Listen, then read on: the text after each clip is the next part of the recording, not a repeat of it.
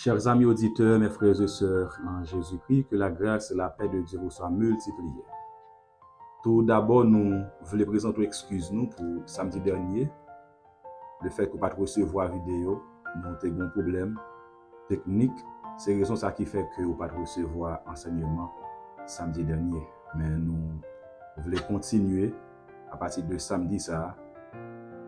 Nous voulons continuer avec un nouveau sujet. Nous avons passé environ 2 mois, nous avons parlé autour d'un sujet qui était assez important. Nous avons parlé de la personne du Saint-Esprit et de sa divinité.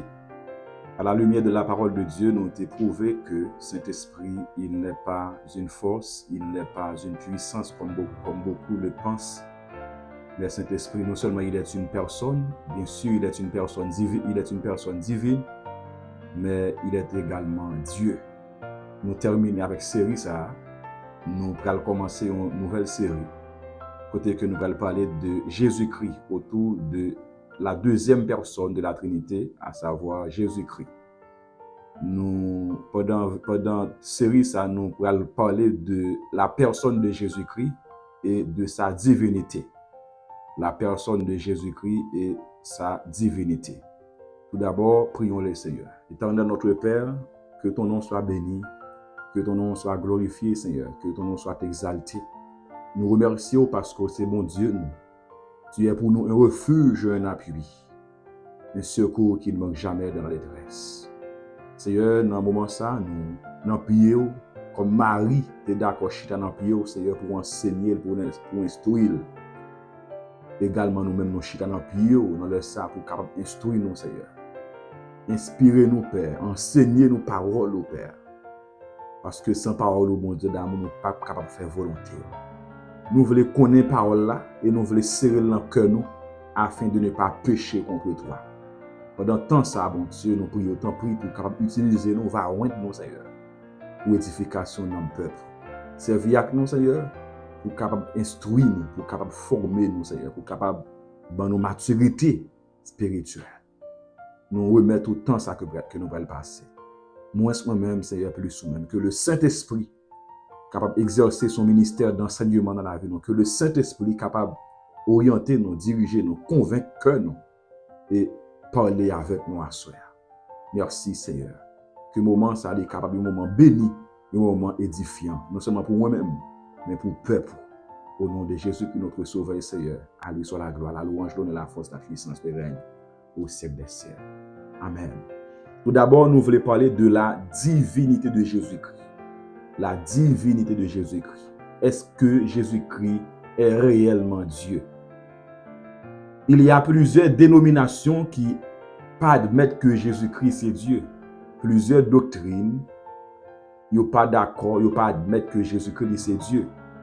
Il y a certaines dénominations ou bien certaines sectes qui font connaître que Jésus-Christ c'est un serviteur, il n'est pas Dieu. Il y a une dénomination qui dit également Jésus-Christ, il est Dieu, mais il est son petit Dieu. Dieu qui est créé en D minuscule. Il c'est Dieu, mais il est un petit Dieu. Il dit que Jésus-Christ n'est pas Dieu, il est son prophète. Il y a qui dit que Jésus-Christ n'est pas Dieu, il est son serviteur, etc. Il y a une pile discussion autour de ce sujet ça qui avance des thèses ou bien des arguments qui montraient que pour prouver que Jésus-Christ, il n'est pas Dieu. Nous autres, à la lumière de la parole de Dieu, nous voulons présenter quelques arguments qui prouvaient que Jésus-Christ, il est Dieu. Comme nous te fait pour le Saint-Esprit, nous voulons présenter 4 arguments convaincants qui prouvaient que Jésus-Christ, il est Dieu. Jésus-Christ, il est Dieu.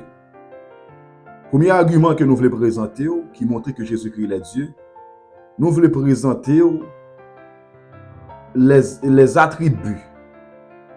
Nous voulons présenter les attributs que Jésus-Christ possédait, seulement Dieu qui possédait les attributs. Quelques attributs que Jésus-Christ possédait, si ou pas Dieu ou pas capable de posséder les attributs. Il faut que vous soyez Dieu pour posséder ces attributs. L'homme, un monde pas capable de posséder les attributs. Un simple prophète pas posséder attribut ça. Un petit Dieu ou bien un faux Dieu pas posséder attribut ça. Si ce n'est que le Dieu de toute éternité, le grand Dieu, seulement le Dieu créateur qui possédait ces attributs. Premier attribut, premier argument qui prouvait que Jésus-Christ est Dieu, il possède des attributs que seul Dieu détient. Il possède des attributs que seul Dieu détient. Jésus-Christ possède des attributs, seulement Dieu qui gagne attributs. Premièrement, l'un des attributs que Jésus-Christ possédait, seulement Dieu qui possédait, c'est l'éternité. L'éternité. Moi-même avec vous, en tant qu'humain, nous pas éternel, nous pas posséder attributs ça. Nos simple serviteur pas posséder attributs ça. Seulement Dieu qui possède attributs ça, l'éternité. C'est-à-dire l'éternel. Il n'a ni commencement ni fin. Il n'a ni commencement ni fin. Il est le premier et le dernier. Il est l'alpha et l'oméga. Il est le commencement et la fin. Il est éternel. Jésus-Christ n'a pas une date de naissance. Dieu n'a pas une date de naissance. Il est éternel. Il est éternel. Regardons avec nous deux textes. Tout d'abord, Jean 8, verset 58. Jean, chapitre 8, verset 58. Nous prenons le texte ça, il parle de l'éternité de Jésus-Christ. Jean, chapitre 8, le verset 58. La parole de Dieu dit, Jésus leur dit, en vérité, je vous le dis, avant qu'Abraham fût, je suis. Jésus leur dit, en vérité, je vous le dis, avant qu'Abraham fût, je suis. Ce texte révèle l'éternité de Jésus-Christ. Ce texte révèle la préexistence de Jésus-Christ. Ce texte révèle la préexistence de Jésus-Christ. Le texte nous dit avant qu'Abraham fût. Il n'a pas dit avant qu'Abraham fût, j'étais ou bien je fus. Avant qu'Abraham fût, je suis. Le verbe est au présent. Ce texte lui révèle clairement la préexistence de Jésus-Christ ou bien l'éternité de Jésus-Christ. Alors, lorsque Jésus-Christ est venu fait là, maintenant, lorsque Jésus-Christ est incarné, c'est pas là ça, il était existé. Alors, Jésus-Christ homme a une date de naissance. Nous pour nous parler de ça plus tard lorsque nous allons parler de la personne de Jésus-Christ. Jésus-Christ homme a une date de naissance, mais Jésus-Christ Dieu n'a pas une date de naissance. Il est éternel. Il n'a ni commencement ni fin. Il est le premier et le dernier. Il est l'alpha et l'oméga. Il est éternel. Il est éternel. Deuxième texte, c'est Jean chapitre 17, le verset 5. La Bible dit que, et maintenant, toi, Père, glorifie-moi auprès de toi-même de la gloire que j'avais auprès de toi avant que le monde fût. Ce texte est plus clair que le premier texte là. M'appelle pour nous encore. Et maintenant, toi, Jésus-Christ a prié, Père, glorifie-moi auprès de toi-même de la gloire que j'avais auprès de toi avant que le monde fût. Avant que le monde fût, que la gloire que j'avais auprès de toi. C'est-à-dire Jésus-Christ montrait que il était là déjà avant même la fondation du monde. Avant la fondation du monde, Jésus-Christ révélait clairement, il était là. Il était là. Il était là. Et maintenant, toi, Père, glorifie-moi auprès de toi-même de la gloire que j'avais auprès de toi avant que le monde fût. Il finit à accomplir la mission, il pour l'accomplir, la prière avec papa pour papa glorifier lui. Pour papa glorifier lui. De gloire. Gloire, il était gagné avant, il était fait là, avant, il était venu comme l'homme pour sauver l'humanité. Il a adressé par mon Dieu, prier ça.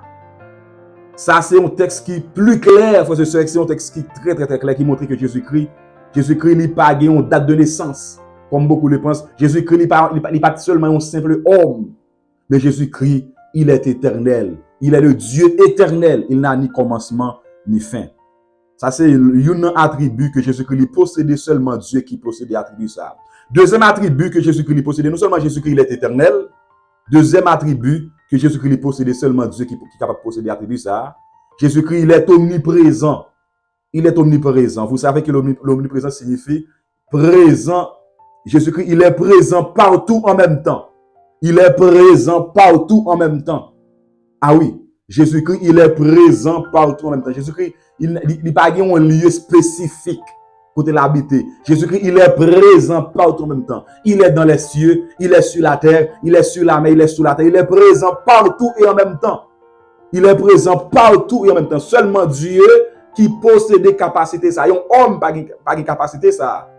Je dis si on monde a vivre aux États-Unis, il pas qu'à États-Unis en même temps pour la France. Si on monde a vivre à Haïti, il pas qu'à Haïti pour le Brésil en même temps, c'est impossible. C'est impossible, mais Dieu, il est partout en même temps. Pendant qu'on a parlé là, Jésus-Christ est en France, les États-Unis en même temps.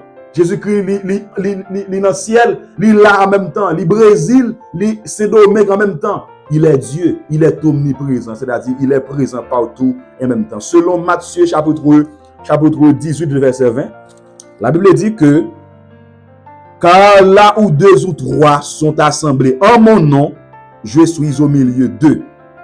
Car là où deux ou trois sont assemblés en mon nom, je suis au milieu d'eux. C'est-à-dire, pendant que nous-mêmes nous là, nous avons adoré mon Dieu, nous avons prié mon Dieu, nous avons prié mon Dieu, il est parmi nous. Mais de même, pendant que l'autre groupe en Haïti a adoré, a loué mon Dieu, il est présent parmi eux également. Il est présent parmi nous en France. En France, pendant qu'on a adoré lui, en même temps, il est en Haïti, en même temps, il est aux États-Unis, en même temps, il est au Canada. Seulement Dieu qui possède des capacités ça.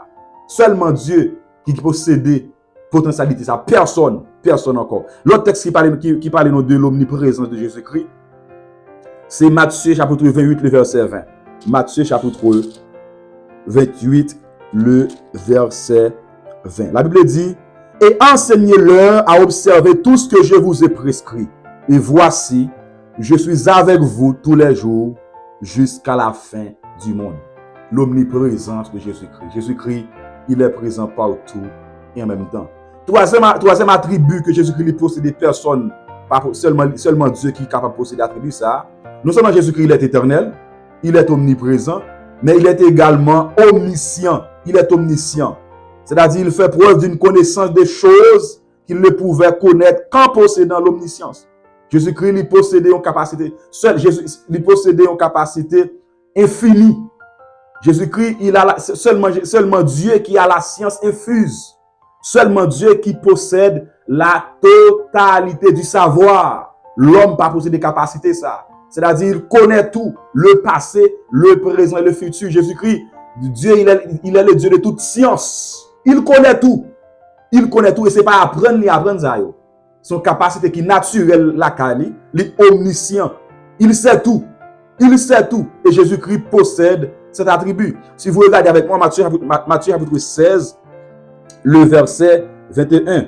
Matthieu chapitre 16, le verset 21. Ce texte nous parle de l'omniscience de Jésus-Christ. La Bible dit, dès lors, Jésus commença à faire connaître à ses disciples qu'il fallait qu'il allât à Jérusalem, qu'il souffrit beaucoup de la part des anciens, des principaux sacrificateurs et des scribes, qu'il fut mis à mort et qu'il ressuscita le troisième jour. Jésus-Christ, il prévenit sa mort. Il prévenit sa mort. Jésus-Christ, il savait pertinemment qu'il allait mourir. Il savait pertinemment, il savait d'avance qu'il était pour mourir. Alors que moi, avec vous, nous ne connaissons pas qui le mourir. Jésus-Christ, il te connaît l'époque qu'il a mourir, il te connaît le jour, mois qu'il a mourir, il te connaît ça. Moi, avec vous, nous connaissons mourir, mais nous ne connaissons pas qui année. Nous ne connaissons pas qui mois, nous ne connaissons pas qui jour. Mais Jésus-Christ, nous seulement il te connaît mourir. Il te connaît dans quel moment, dans quelle circonstance, il te connaît qui jour, qui l'heure. Il te connaît qui groupe de monde qui t'a mis ensemble pour tuer, il te connaît ça. Il te connaît. Ça, c'est fort pour Dieu pour qu'il ait capacité ça. Donc Jésus-Christ, il est omniscient, il sait toutes les choses. Et un autre texte encore nous avons consulté, c'est Luc chapitre 6, verset 8. Luc chapitre 6, le verset 8 nous parle également de l'omniscience de Jésus-Christ. Mais il connaissait leurs pensées et il dit à l'homme qui avait la main sèche, lève-toi et tiens-toi là au milieu. Il se lève et se tient debout. Jésus-Christ connaît pensée non. Il connaît ça qui dans cœur nous. Il connaît ça qui dans cœur nous. Jésus-Christ, il nous connaît parfaitement. Il nous connaît mieux que nous-mêmes. Donc seulement Jésus, seulement Dieu qui possède des capacités ça. Moi apparemment, moi extérieur, même pas connaître ça qui dans cœur, pas connaître ça qui dans pensée. Mais Jésus-Christ non seulement lui nous extérieurement, mais il connaît que nous aussi. Il connaît ça qui dans pensée nous. Il est capable de dire nous clairement ça qui a traversé nous, ça qui n'a pensé nous, ça n'a réfléchi, ça n'a imaginé.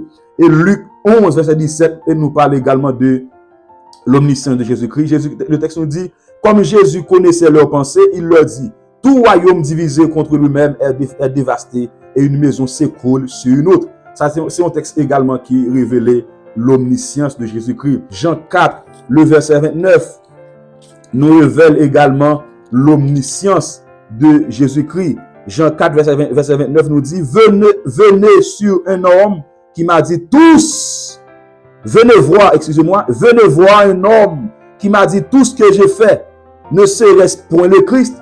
Ça, c'est la femme samaritaine qui a parlé là. Jésus-Christ révèle la ville de A jusqu'à Z. Jésus-Christ révèle le passé, le présent et futur.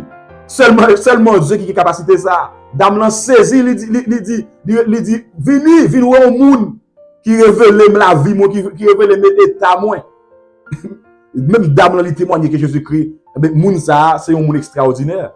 Ah, Jésus-Christ, vraiment, il est omniscient. C'est-à-dire, il possède des attributs, ça seulement Dieu qui possède des attributs ça. Jésus-Christ, non seulement il est éternel, il est omniprésent, il est omniscient, il est également omnipotent. C'est-à-dire, Jésus-Christ, il est tout puissant. Il est tout puissant. Matthieu 28, verset 18 nous dit, tout pouvoir m'a été donné dans les cieux et sur la terre. Tout pouvoir m'a été donné dans le ciel et sur la terre. Ce texte révèle l'omnipotence de Jésus-Christ. Ce texte révèle la toute-puissance de Jésus-Christ. Jésus-Christ, il est omnipotent. C'est-à-dire qu'il a tout pouvoir. Il est capable de faire toute bagaille. Il est capable de faire toute bagaille. Marc chapitre 5, verset 11 à 15, nous révèle également l'omnipotence de Jésus-Christ. Marc chapitre 5, verset 11 à 15. Le texte nous dit, il y avait là, vers la montagne, un grand troupeau de pourceaux qui paissaient. Et les démons le prièrent, disant, envoie-nous dans ces pourceaux, afin que nous entrions en eux. Il leur permit. Et les esprits impurs sortirent, entrèrent dans les pourceaux, et le troupeau se précipita des pentes escarpées dans la mer. Il y en avait environ 2000, et ils se voyèrent dans la mer. Verset 14, ce qui les faisait paître s'enfuir et répandirent la nouvelle dans la ville et dans les campagnes. Les gens allèrent voir ce qui était arrivé. Ils vinrent auprès de Jésus et ils virent le démoniaque, celui qui avait eu la légion, assis, vêtu et dans son bon sens, et ils furent saisis de frayeur. C'est un texte que tout le monde connaît. Il y a un jeune homme qui était sous lui, il y a une légion, des milliers de démons. Personne n'est capable de maîtriser lui. Personne. Il y a avec chaîne, il brise chaîne. Mais Jésus seulement paraît. Et puis tout démon parti. Il seulement paraît. Tout démon, environ 2000, yo tout prend la fuite. Démon parti. Tout le monde saisi. Pas de personne qui est capable de maîtriser jeune homme ça qui était possédé avec mauvais esprit. Mais Jésus-Christ seulement paraît. Et puis tout problème résout. Jésus-Christ vraiment, il est omnipotent, c'est-à-dire il est tout puissant. Il est tout puissant. Jean 11, verset 38 à 44, nous ne pouvons pas lire le texte, nous capable de lire nous-mêmes. Jean 11, verset 38 à 44, nous révèle également l'omnipotence de Jésus-Christ. Jésus-Christ, c'est-à-dire il est omnipotent. Si ou pas Dieu ou pas capable de posséder attributs ça yo. L'éternité, l'omniprésence, l'omniscience, l'omnipotence, il faut que ou Dieu pour posséder attributs ça. Et pas n'importe qui Dieu, mais il faut que le grand Dieu, le vrai Dieu, le grand Dieu, le vrai Dieu. Dernier attribut n'a présenté qui montre que Jésus-Christ est dernier attribut que Jésus-Christ possédait seulement Dieu qui possède attribut ça yo. Non seulement Jésus-Christ il est éternel, il est omniprésent, il est omniscient, il est omnipotent, mais Jésus-Christ il est immuable. Il est immuable. Le texte Hébreu 13 verset 8. Jésus-Christ est le même hier, aujourd'hui et éternellement. Il est le même hier, aujourd'hui éternellement. Ce texte nous révèle l'immutabilité de Jésus-Christ ou bien l'immuabilité de Jésus-Christ. C'est-à-dire Jésus-Christ est immuable. Il est immuable. Il n'y a pas ombre de variation. Jésus-Christ, il n'y a pas ombre de variation. Il n'a pas changé. Il n'a pas changé. Moi, avec nous, nous pouvons changer par les circonstances. Nous pouvons changer à tout moment. Mais Jésus-Christ ne change pas. Il est toujours omnipotent, il est toujours omniscient, il est toujours sage, il est toujours bon, il est toujours le Dieu d'amour, il est toujours compatissant. Il ne change pas. Il ne change pas. Jésus-Christ, il est le même hier, aujourd'hui et éternellement. C'est-à-dire, il est immuable. Pour immuable, il faut que, ou Dieu. Alors que Jésus-Christ, il possède des attributs, ça. Donc, nous sommes capables de dire que Jésus-Christ, il est Dieu. Tel est le premier argument. Tel est le premier argument qui prouvait que Jésus-Christ, il n'était pas un simple homme. Jésus-Christ pas un simple prophète. Jésus-Christ n'est pas un petit Dieu comme en pile doctrine pensée, en pile domination cruelle. Jésus-Christ n'est pas un simple serviteur, mais Jésus-Christ, il est Dieu. Et ceci, le grand Dieu et le vrai Dieu. Le premier argument, nous venons de voir que Jésus-Christ, il possède des attributs que Dieu seul détient. Il possède des attributs seulement lui-même qui possède des attributs ça. Il est éternel, il est omniprésent, il est omniscient, il est omnipotent, il est immuable. Il est immuable.